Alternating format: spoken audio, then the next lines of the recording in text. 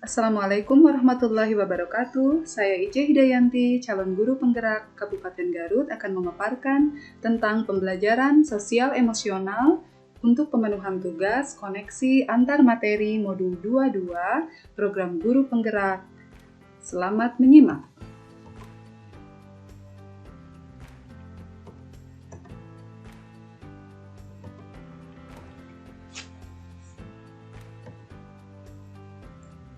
Kenapa pembelajaran sosial emosional itu penting untuk diajarkan? Karena pendidikan itu bukan hanya tentang pengetahuan kognitif saja, tetapi juga tentang pengelolaan emosi, tentang keterampilan sosial, keterampilan empati, resiliensi, pengambilan keputusan yang bertanggung jawab, haruslah diajarkan karena sangat berperan penting dalam kesuksesan mereka.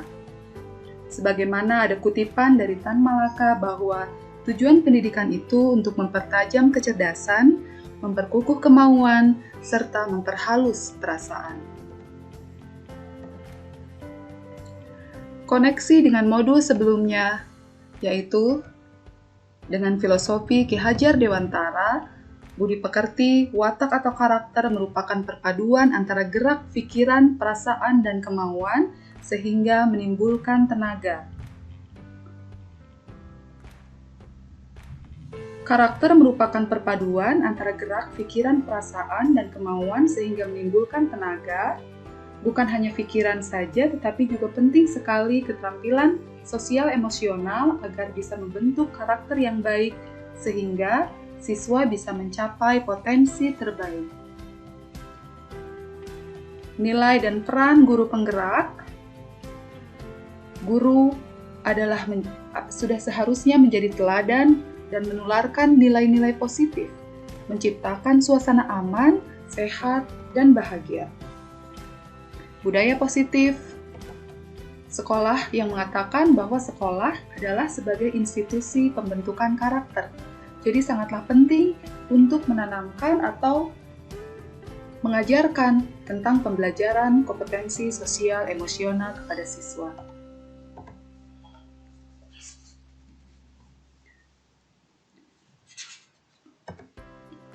Kemampuan sosial dan emosional itu berkaitan dengan kemampuan berkesadaran penuh atau mindfulness. Apa itu kemampuan berkesadaran penuh? Yaitu kesadaran yang muncul ketika seseorang memberikan perhatian yang bertujuan pada saat sekarang, dilandasi rasa ingin tahu dan kebaikan. Kabat-Zinn, Hawking, 2013.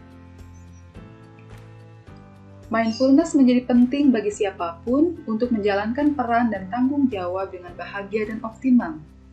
Mindfulness memiliki keterkaitan dengan kondisi fisik tubuh, meluasnya area otak yang berfungsi terutama untuk belajar dan mengingat, berkurangnya stres, dan perasaan tenang dan stabil.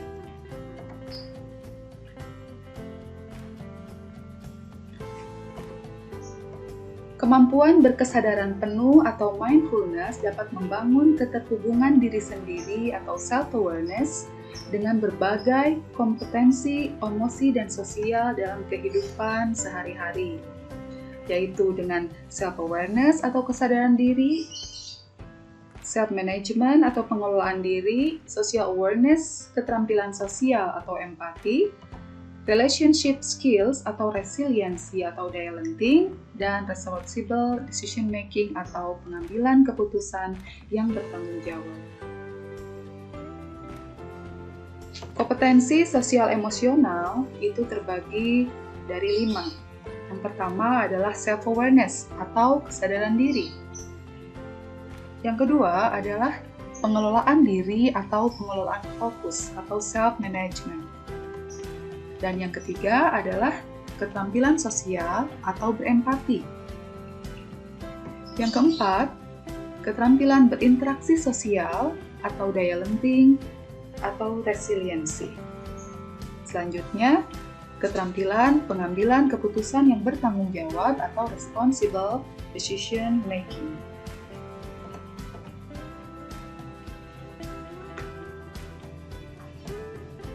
Yang pertama adalah keterampilan pengenalan diri atau self-awareness. Self-awareness adalah sebuah keterampilan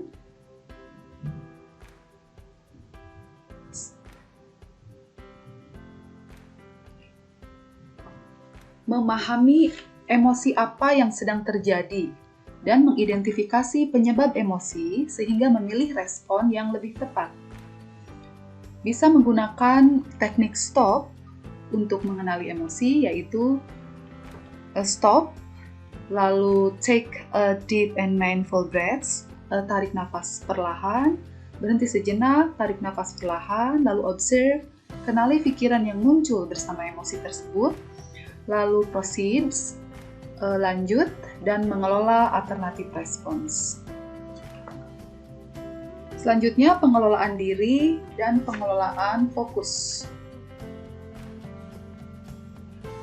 Ketika kita dihadapkan kepada berbagai macam pekerjaan yang harus diselesaikan, maka diperlukan untuk pengelolaan fokus agar tidak terjadi stres. Teknik pengelolaan fokus itu bisa dengan mindful breathing atau bernafas berkesadaran penuh, mindful movement, gerakan berkesadaran penuh, atau mindful walking, berjalan dengan berkesadaran penuh. Selanjutnya adalah keterampilan berempati. Empati adalah kemampuan untuk melihat perspektif orang lain dan menghargai perbedaan yang ada. Manfaat dari empati bisa menjadikan individu sebagai orang yang lebih peduli dan mempunyai hubungan yang lebih positif. Kita bisa menanamkan empati dengan pertanyaan, apa yang dirasakan oleh orang tersebut? Apa yang saya rasakan jika mengalami kejadian yang sama? Lalu apa yang mungkin akan dia lakukan? Selanjutnya adalah keterampilan berinteraksi sosial, daya lenting atau resiliensi. Daya lenting atau resiliensi adalah kemampuan individu untuk merespon trauma yang dihadapi dengan cara-cara yang sehat dan produktif. Resiliensi tidak menghilangkan kesulitan dalam hidup, tetapi membuat kita mampu kembali bangkit dari kesulitan, memberikan kekuatan untuk menyelesaikan masalah dan terus melangkah maju. 3 sumber resiliensi adalah I have, dukungan sosial dari lingkungan sekitar, I am, kekuatan dari dalam diri, dan I can, atau usaha yang dilakukan untuk memecahkan masalah menuju kekuatan diri. Rencana resiliensi bisa menggunakan teknik the 4S, yaitu deskripsikan masalah dan tantangan, identifikasi siapa saja yang menjadi sandaran ketika kita merasa terpuruk atau supportive people, strategi apa yang digunakan, identifikasikan sagacity atau kebijaksanaan apa yang membuat kita bisa bertahan, dan identifikasi solution seeking behavior atau meminta bantuan atau mencari informasi tentang sesuatu hal.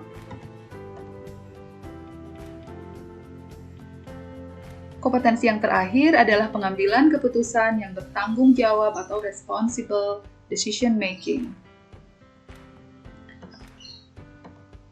Yang bertanggung jawab adalah kemampuan seseorang untuk membuat pilihan-pilihan yang konstruktif terkait dengan perilaku pribadi serta interaksi sosial mereka berdasarkan standar etika, pertimbangan keamanan, keselamatan, serta norma sosial. Diambil dari Keisha Collaborative for Academic, Social, and Emotional Learning. Kemampuan ini harus secara sengaja ditumbuhkan dan dibiasakan sejak dini agar seseorang bisa bertumbuh menjadi pribadi yang bertanggung jawab dan lebih berdaya lenting dalam menghadapi segala konsekuensi yang harus dihadapi akibat keputusan yang sudah dibuatnya. Kita bisa menggunakan teknik pouch dalam mengambil keputusan yang bertanggung jawab. Bisa menjadi salah satu alternatif selain teknik-teknik yang lainnya. POUCH itu merupakan akronim dari Problem, Options, Outcomes, choices, dan how. Problems itu apa masalahnya, masalahnya siapa, option pilihan apa yang kamu lakukan, outcomes itu apa yang kemungkinan akan terjadi, choices apa keputusanmu, dan how itu bagaimana hasilnya. Ini kerangka yang bisa dilatihkan atau diterapkan kepada anak-anak didik kita. Teknik lain yang bisa digunakan itu ada traffic lights, ada decide, so does, 4P, 5M, dan sebagainya. Strategi penerapan untuk kompetensi sosial emosional ini ada 3, yaitu yang pertama adalah rutin di luar jam pelajaran, yang kedua terintegrasi mata pelajaran atau masuk ke jam mata pelajaran, dan yang ketiga adalah budaya sekolah, masuk ke protokol atau tata tertib. Sekian dan terima kasih, semoga bermanfaat. Salam dan bahagia. Assalamualaikum warahmatullahi wabarakatuh.